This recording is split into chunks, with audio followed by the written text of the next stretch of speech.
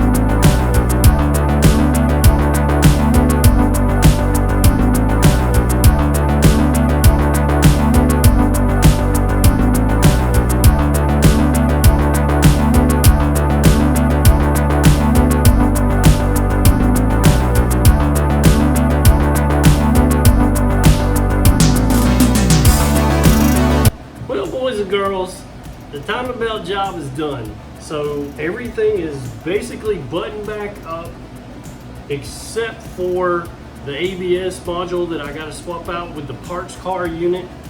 I got a bad feeling about this. So I got to get that out. I've got to get my unit out right here. It's located right here. This is my ABS module. I got to get that puppy out.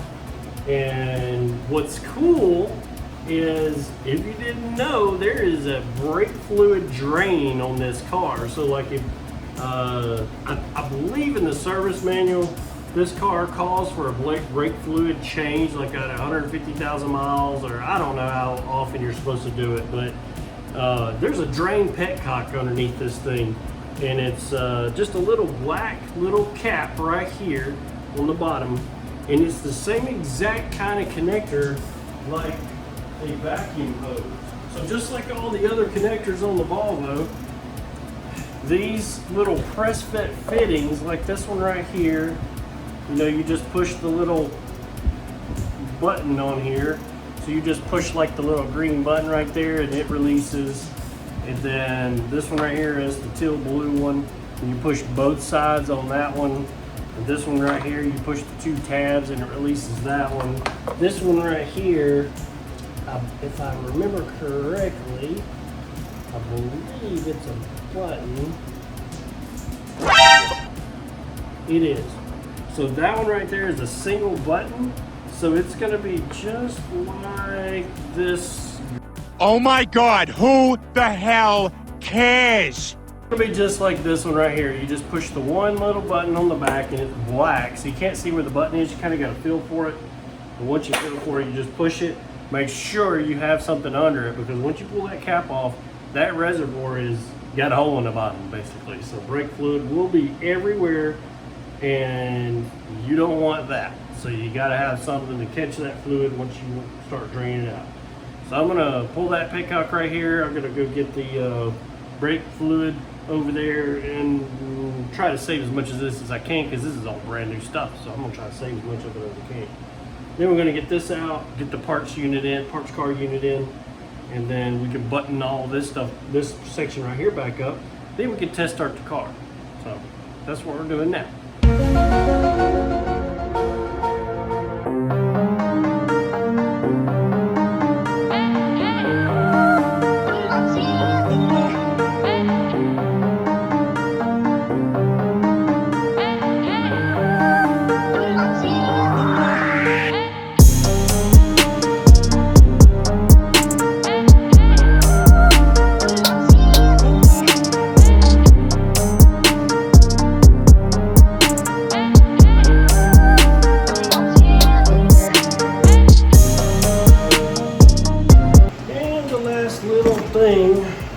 got to do to get this ABS module in here is just plug in the wires.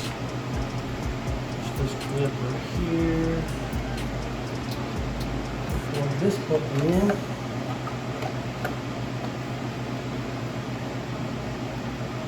This is just a temporary ABS module, so I can send mine off, have it refurbished. So that's all this is, just a temporary one. Such a pain in the butt. These are such a pain in the butt to get in and out. It's like the worst thing ever. I dread it every time. I've had this you know, I've had this ABS module from the junkyard for probably 3 or 4 months, and I just procrastinating to put it in because it's such a pain in the butt to do. Just don't want to do it. It's just too much of a pain. But it's in now, so now I can work on getting mine shipped out. Okay. Okay. There we go. Just got to plug these wires back in. So there's one right back here. Where am I at? Turn right? Oh, it's right here. Confused. Let's get up in here. So.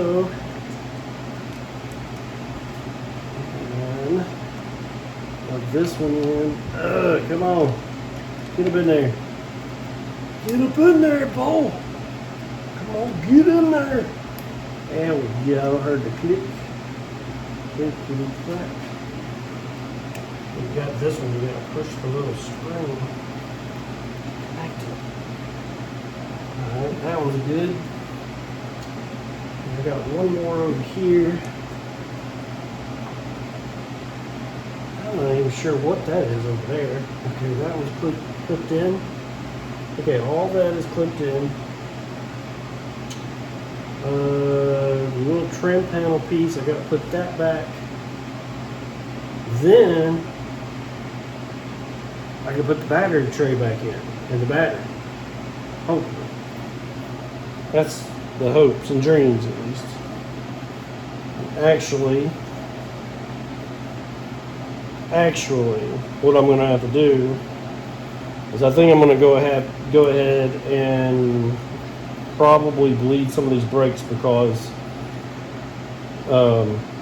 if you don't get these right here snugged up enough, they'll leak. So I want to go ahead and put some brake fluid in here and check for leaks right here around the ABS module before the battery tray, because once the battery tray goes in, you can't see that.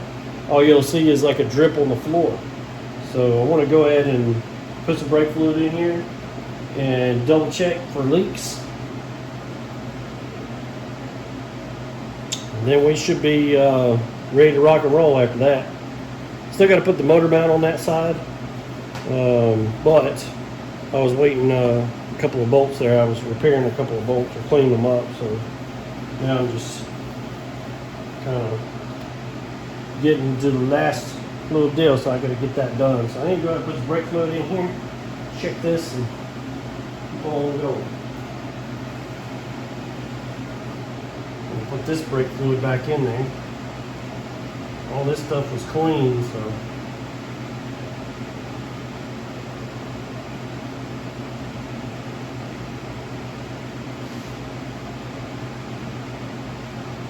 Okay. That in there. Right now I don't see any brake fluid up on top, so right now we are okay. Gotta have good light in there, as you can see. Make sure nothing's dripping. Like that little cap right there that I didn't have clipped all the way on. That could have been fun. Alright, make sure everything's clean, wiped down. Oh, I gotta move these two little spacers over so they don't rattle. on the body.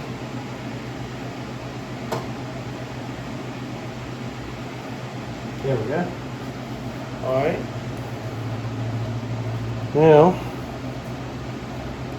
I guess I need to, I can't remember if it's a 9 or 10 for the bleeder screws. No! God, please, no! No! Got some little weird issue where I'm trying to bleed the brakes, and this ABS module that I got off of the parts car, it looks like to me that maybe the brake fluid got mixed with something else, and so it's causing some kind of, it's causing it to turn into some kind of a gel or something, and I think it's clogging up the little ports. It's clogging up the ports. I tried to clean it out the best I could, and I was like, well, I'll just bleed out the rest of it, but it's becoming like a huge pain in the rear. So I'm like, well, maybe if I have a little bit of power assist, maybe it'll help me get it pushed through. And so I went ahead and kind of buttoned everything up and put the battery in without the battery tray, obviously, so I can check for leaks and stuff. But everything is together. I just connected the battery and I'm about to crank it and see if everything's okay. I need to check the oil real quick just to make sure it's got plenty of oil, because it is kind of sitting with the front nose high, so make sure it's got plenty of oil in it. So I'm gonna check that real quick right there, and then give it a crank.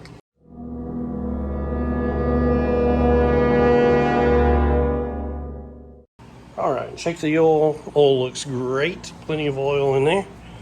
So I'm gonna go over here, move that out of the way. So I've got this valve right here is opened up on that caliper, but I'm not getting anything here.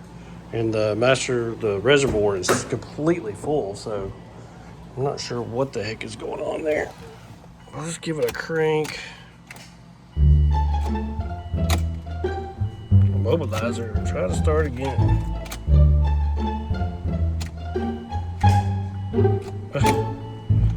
Come on now. I'm getting a immobilizer error for some reason.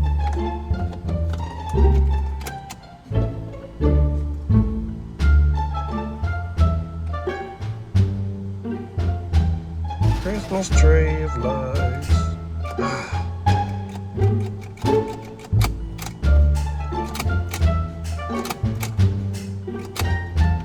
Seriously?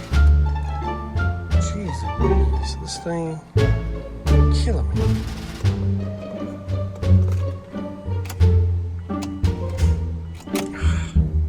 Man. This thing.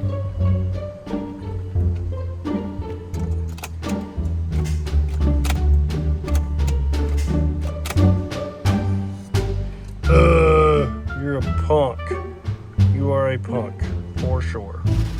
It don't like me right now. Well, Volvo strikes again. Car's not gonna start. Immobilizer, blah, blah, blah. You saw the error code on the dash. Let me show you why the car's not gonna start. Okay, looking in Vita. You notice the BCM and the ECM are red, right? Then we go down, we look what's red, we see BCM, that's been there, the faulty signal. Control module faulty config is new. Communication between the control units, problems with the ECM, there's not. Communication with body, BSC signal missing. Immobilizer, and then these are the important ones. Communication between control units, communicational problems. This one, communication between control units, wrong config ID. Come on, kill me, I'm here! That's why I won't start. So basically what happens is when you turn your ignition on, this module, the BCM, and the ECM both check back into the CEM, and they check the numbers. There's numbers on the insides of these, and they are different. So it's immobilized. So now I just spent like 3 hours, maybe 4 hours, replacing the ABS module with the temporary unit that I got from the junkyard. It ain't gonna freaking work. That is so frustrating. So now the car won't start. Can't test it to make sure I got it timed right, which I'm sure I do, but God, that sucks. Now I gotta spend like 3 or 4 hours reversing what I did when I could have just put everything back together and started the car and it would have driven. Then I could have checked it for leaks and have been good to go. Instead, I decided to go ahead and put that temporary ABS module in, and now it's immobilized. Now I can't even crank it. This sucks. So, yeah. Alright guys, we're back at it. So, this is my ABS module. I have taken the cover back off of it. And I have gone through VITA and the wiring diagrams, and I have gone through and I have tested. I actually resoldered, and it didn't resolve the problem. So then I've taken it apart again, and I wanted to just test these circuits while it was plugged in back here. So with the connector plugged in, with this off, so I could go in here and I could test these pins so I could make sure that everything was getting the voltage that it's supposed to get. And I tested them, and they're all good. Like, I don't see any discrepancies as far as what the voltages are supposed to be, except for the rear 2 sensors, just like the code is telling me, plus the yaw rate sensor issue. And I'm not sure why the rear 2 ABS sensors are giving me an error, or giving me a DTC. But the yaw rate sensor, I definitely believe that it could be because completely soaked inside and out. And even after I took it apart this last time, I took that yaw rate sensor apart that's underneath the passenger seat over there, and I took it all apart, and it still had water in it even after I dried everything out. And everything was out of this car for a couple months before I put it back in. And that yaw rate sensor underneath the seat here was still wet. And it's in here. So as you can see right there, probably can't see, it's pretty dark. But that is the yaw rate sensor underneath there that I have the cover. I cut the cover off of it. Actually, it's kind of like clipped on. This is the one, the 2-wheel drive one that I got from the parts car. And what's crazy is this car, when I plug this one in, it won't even recognize this at all. It doesn't even recognize it. It doesn't change the DTC or nothing. Like, I can't clear it. Still says failure communicating with yaw rate sensor. I thought at least this one, it would recognize it, but it doesn't even recognize it. That tells me that it's quite possible that there's no signal going to this. Well, just looky here. Everything is back together. So all the engine components are back together. I've got antifreeze. All the vacuum lines are back together. The battery tray and the battery cover, everything is back in place there. I have checked the oil the last time and it didn't start. I have bled the brakes. And what else? So I have looked at, let's see, I put everything back here, I believe. Yep, ABS sensor, that's all back together. I looked at the back ABS sensors. I didn't really visually see any issues or corrosion or anything. I don't know what the problem was there, but I did take them out, and I put dielectric grease on the connector there. There's also a connector right there, up in there, that goes up into the car. So I did that. And then on this side, over here, something that was a little bit different on this side, at least on the all-wheel drive cars, there's 2 harnesses. So there's one right here for the ABS sensor, it's right underneath the parking brake cable. But then you got this larger one right here that goes to the Haldex rear. That's the harness for the Haldex unit. And both of those go through the same hole back in here. You have to take the wheel well liners out to get to these harnesses because the plugs are up in there. And so both of them attached to the side right there. That's what it looks like. So turning my light on so you can see a little bit, but you can see here now there's 2 harnesses in here, and both of those attached to the inside there. Then this one, that's the ABS sensor right here with this white tag. It attaches right there. Both of those go through this little hole, which in turn goes up underneath the back seat. If you lift the back seat up and move that insulation, that's where those go up into the main body harness and attach there. And then you got the big cable that goes to the Haldex unit, runs around that direction. There's the ABS sensor. I took both sides out. I put dielectric grease on this connector here, so on that connector, and then I put dielectric grease on both of those connectors there. I also cleaned both of these out. They were a little bit dirty, so I cleaned them out. And what else? I guess this side was fine. This front right here was fine, but I didn't have any DTCs on those anyways. So my parking lights are on since I reconnected the battery because I left them on. So let's open this up. Let's take a look here.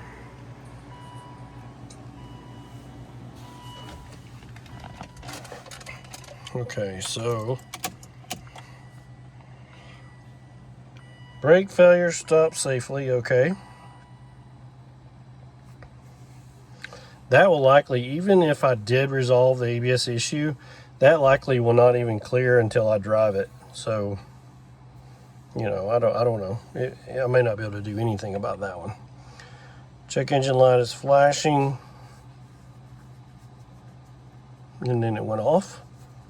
So no check engine light. That's the emergency brake light there on the right.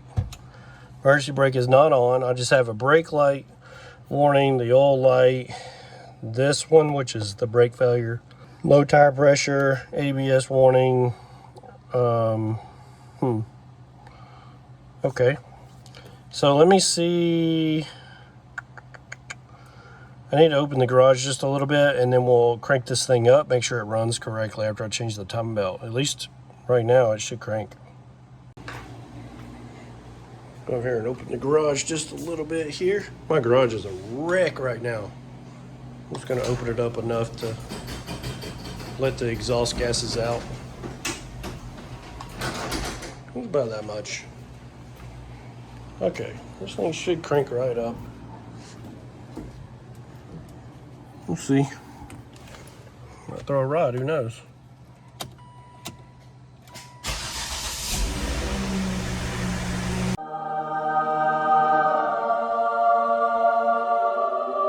Crank right up. Apparently I got the timing correct.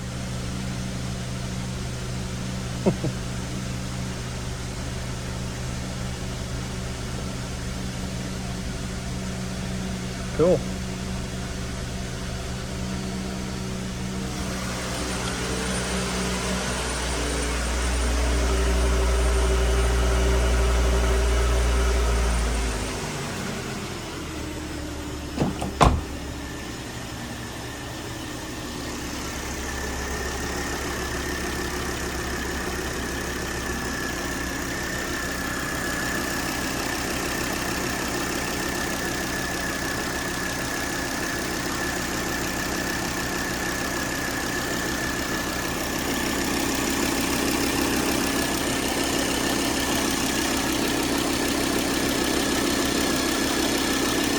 Water pump is pumping.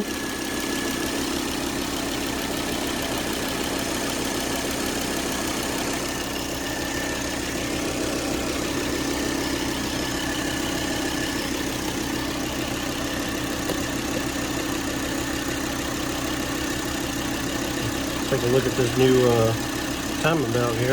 Without getting my finger stuck in there, hopefully. I'm gonna watch it here and make sure everything looks good.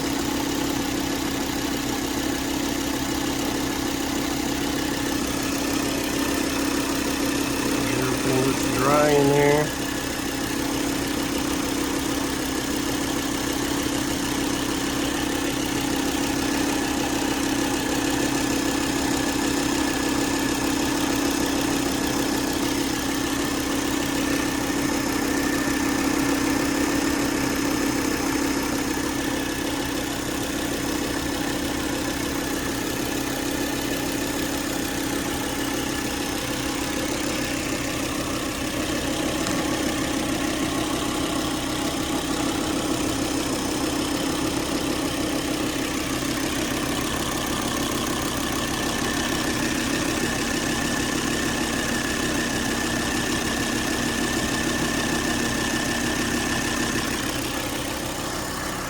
seems to be okay.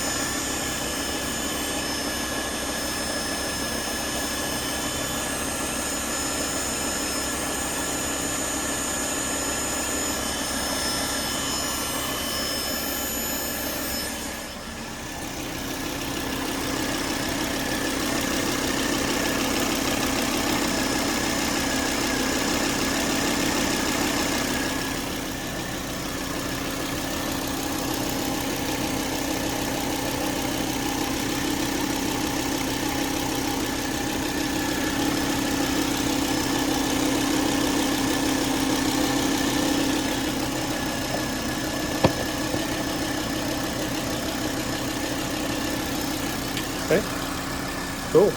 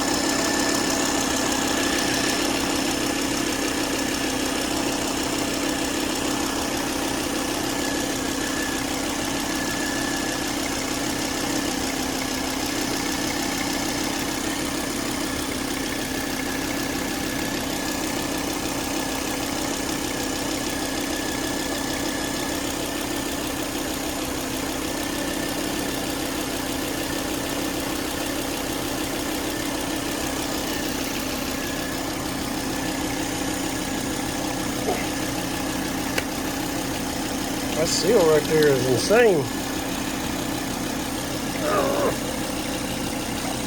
Jeez. Yeah, we'll do that later. Damn, pretty tight.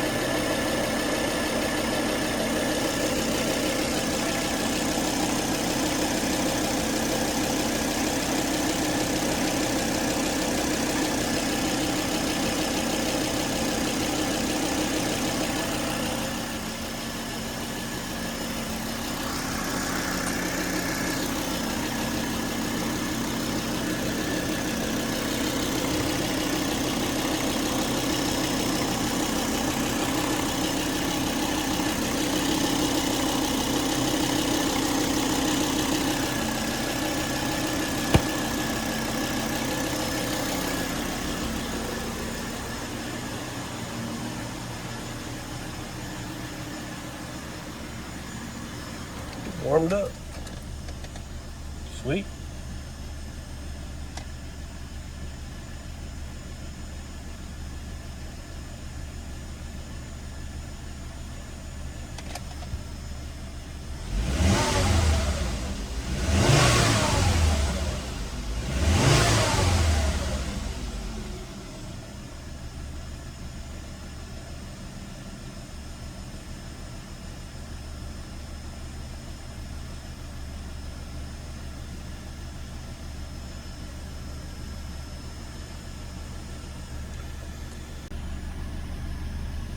Well,